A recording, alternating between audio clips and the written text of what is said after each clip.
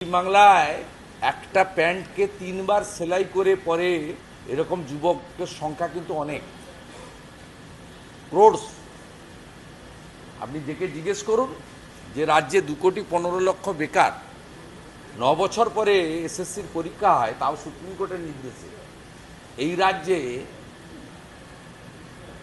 রাজ্যে মানুষ পরিবর্তন চায় এবং পরিবর্তনটা বিজেপির হাত ধরেই চায়, কারণ বিজেপি একমাত্র বিশ্বাসযোগ্য বিকল্প।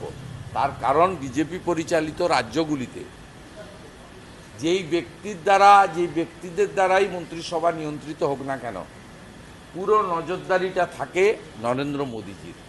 এবং নরেন্দ্র মোদীজির দেশপ্রেম, জনগণের প্রতি তার যে মমত্ব এবং একাত্মতা, এবং সর্বোপরি তার যে অনেস্টি এবং ট্রান্সপারেন্সি, এটা নিয়ে তার বিরোধীরাও কখনো তার বিরুদ্ধে কোনোদিন আঙুল তুলতে পারেননি, ভবিষ্যতেও পারেন।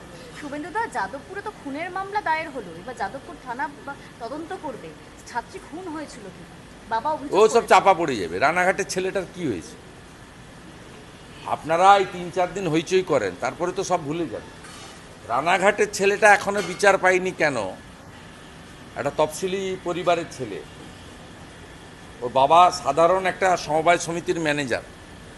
সেটা নিয়ে কেন করেন না? অত্যন্ত দরিদ্র বাড়ির ছেলে, একটা সাধারণ নিম্নবিত্ত বাড়ির ছেলে, পড়তে এসে তাকে র্যাগিং করে মেরে দিয়েছিল।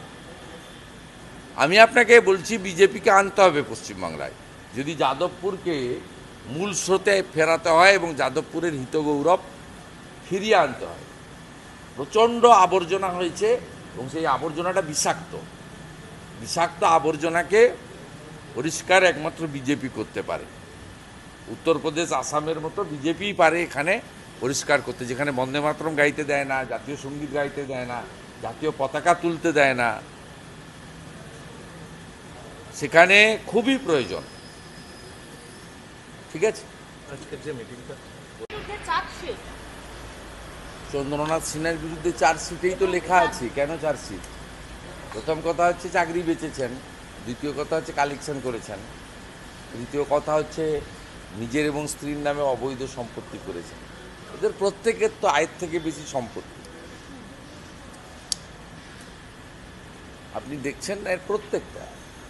এই রাজ্যের মুখ্যমন্ত্রী নিজে দুর্নীতিগ্রস্ত এবং তার যে পুরো র্যাকেট, তার পরিবারের লোক থেকে শুরু করে সকলেই আয়ের থেকে বেশি সম্পত্তি। শেষ পর্যন্ত শাস্তি হবে, মানে বারবার এই ডাকি কোথায় টাকা রাখবে?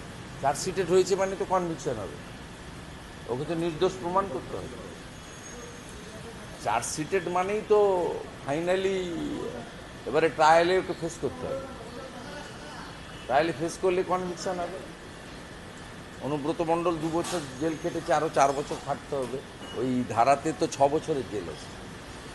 গতকাল মোদি আসলেন, এই রাজ্যে আসলেন, এবং যে সময়টা আসলে ওটা অত্যন্ত গুরুত্বপূর্ণ। একদিকে নেপাল অশান্ত, বাংলাদেশের পরিবর্তন হয়েছে, এবার কি তাহলে উত্তর পূর্বে কোনো একটা বড় ঘটনা? না, এগুলো নিয়ে এক্সটার্নাল অ্যাফেয়ার্স নিয়ে বলার দায়িত্ব আমার নয়, আমাদের উচিত নয়। দেশে খুব শক্তিশালী প্রধানমন্ত্রী আছেন, ওনার উপর আস্থা রাখুন। আর এই আমাদের দেশের সামরিক মিটিং বা এই এক্সটার্নাল সিকিউরিটি অ্যাফেয়ার্সের মিটিং, এসব নিয়ে মন্তব্য করা বা আমাদের ঢোকা উচিত নয়। আপনি গতকাল অমিত শাহর সঙ্গে দেখা করলেন, এক্স হ্যান্ডেলেও পোস্ট করেছেন। আপনি কি কতগুলো পুজোর উদ্বোধন করবেন বা কিছু কি ঠিক আছে? সে পার্টি এবং আয়োজকরা করবে, প্রচুর নিমন্ত্রণ করেছে সেখানে, প্রচুর জায়গা থেকেই সবাই চাইছে। অমিত শাহজিকে চাইছে, নাড্ডাজিকে চাইছে, অনেকে প্রধানমন্ত্রীকেও চাইছে, এবং আমাদেরও তো অসংখ্য ডাক এসেছে। আপনার সঙ্গে বেশ কিছুক্ষণ অনেকক্ষণ কথা হয়েছে অমিত শাহ, মানে রাজনৈতিক এই রাজ্যে যেটুকু বলার সোশ্যাল মিডিয়ায় বলেছি, বাকিটা আপনাদের জন্য নয়। নিশ্চিতভাবে 6 মাস পরে পশ্চিমবঙ্গে নির্বাচন আছে।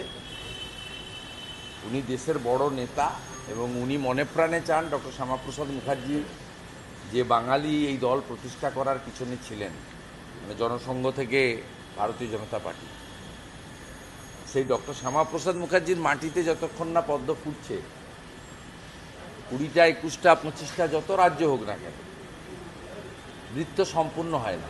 স্বাভাবিকভাবে প্রত্যেকেই, রাষ্ট্রীয় নেতারা প্রত্যেকেই ইন্টারেস্টেড যে 3 থেকে যদি 77 হয় 77 থেকে কেন 177 হবে না? যদি বিজেপির 10% ভোট বাড়তে বাড়তে 39-40% গিয়ে দাঁড়ায়, তো 40% ভোটটা কেন 45% করা যাবে? এটা তো স্বাভাবিকভাবেই সকলেই ইন্টারেস্টেড, এটা তো বাইরে বলার জন্য নয়। মমতা ব্যানার্জিকে যেতে হবে 26, এইটুকু আমি আপনাকে বলে দিলাম। কোনো শক্তি নেই ওনাকে এই নির্বাচনে রক্ষা করে। গণতন্ত্রে জনতা জনার্দন শেষ কথা।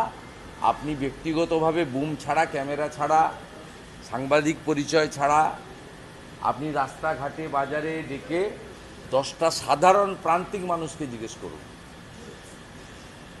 যারা লুক বদল করেছে তাদের নয়।